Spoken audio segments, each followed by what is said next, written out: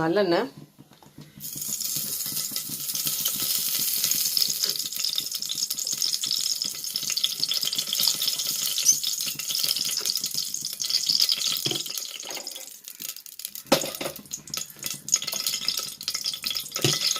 மட்டனில் கொழுப்பு அதிகமாக இருந்தால் எண்ணெய் கம்மியாக ஊற்றிக்கலாம். நீங்கள் கொழுப்பு கொஞ்சம் கம்மியாக இருக்கிறதுனால வெள்ளை வந்து கூட ஊற்றிக்கிறேன்.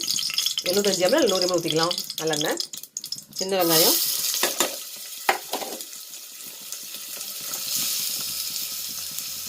கருவேப்பிலை,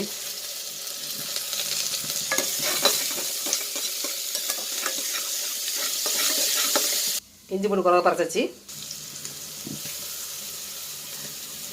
அரைச்சி இஞ்சி பூண்டு சேர்த்துடலாம்.